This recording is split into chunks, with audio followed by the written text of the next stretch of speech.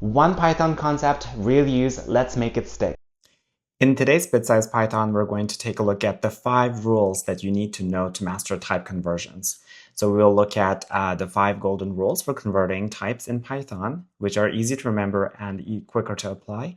And in this, we'll cover a majority of conversion needs. Okay, let's take a look at the first rule. Numbers play nice. So you can freely convert between int and non-float types. For example, let's convert 3.9 to an int. 3.9 is a float, and we're converting this float into an int. So when we run this, it gives you 3. So you have to pay attention when you're converting a float to int. It's just going to do an integer conversion, which truncates or gets rid of the decimal point and just gives you the number. Okay, so let's now convert an int into a float. Let's give it a 7. And then float 7, this is converting an int into a float. It just gives you the decimal point, and then you're good. Okay, so you can freely, the first rule is you can convert numbers into each other from int to float, float to int, but be careful from float to int because it's going to round it down. Okay, so that's the first rule. The second rule is Booleans are just zeros and ones. What does it mean? For example, if we are converting Boolean to an integer, true is just 1. So when you convert true to an integer, it will just give you 1. Let's do another one. Let's do 0. So 0 in Python is false. When you convert 0 into Boolean, it will give you false. And then if I do float, false. If I convert false to float, it's going to give us 0 because false is 0. It's going to give us a decimal point. 0 is a decimal point. So Booleans are just zeros and ones. So that's the second rule. Booleans behave like numbers. True is 1, and then false is 0. So you have to remember that as well. So that's the second rule. The third rule is strings must look like numbers to be converted. For example, if I do int and give it a 42 as a string, because this is like an integer, however, it's inside a quotation mark. So this part is a string, so we're converting from string to an integer. Because this looks like a number, so conversion does not have a problem. So it gives us int 42 string will become 42. Now let's do a float. Float 3.14. So because, again, this is a string, it's not a number, string 3.14 to float. So we're converting this string to a float, and it will give us 3.14 because this looks like a number inside. This is a number string, so the conversion has no problem.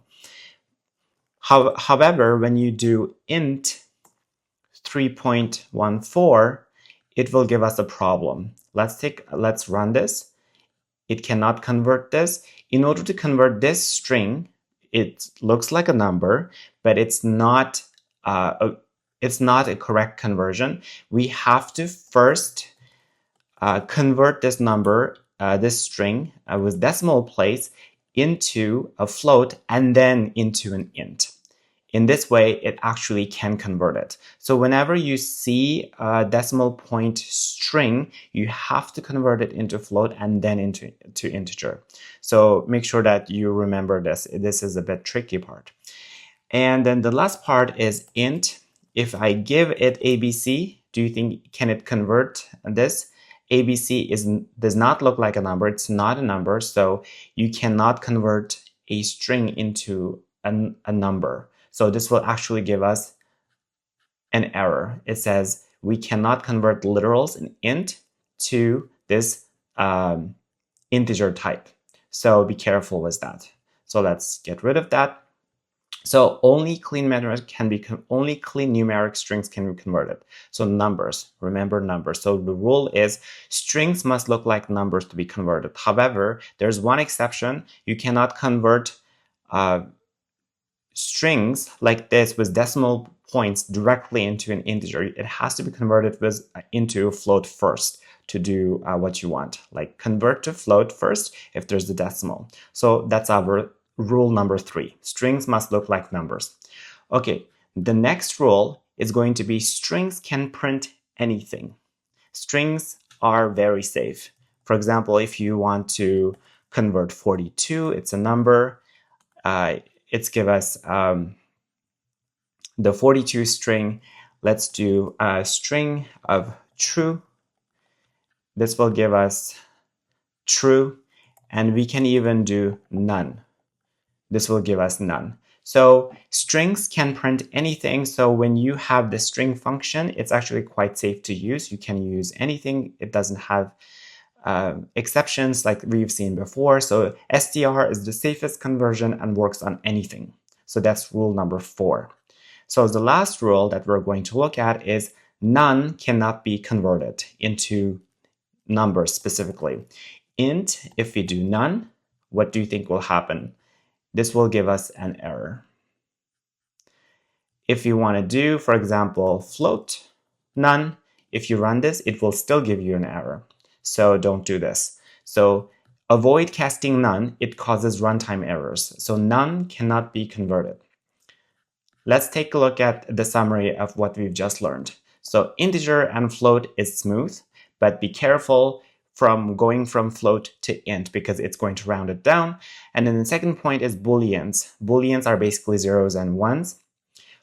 The third rule is only numeric strings can be converted. And then also remember within this rule that you have to convert strings with decimal points first into floats and then into ints. Okay, the fourth rule is string str is always safe. We can convert almost anything. And then don't touch none. That's our fifth rule. Okay, let's do a quick quiz time. Print.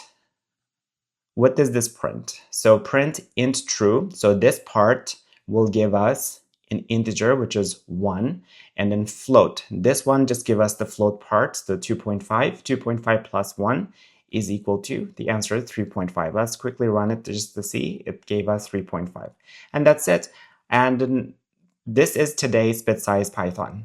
That's it for today. Always learn more with less. Hit subscribe and don't miss out on daily videos.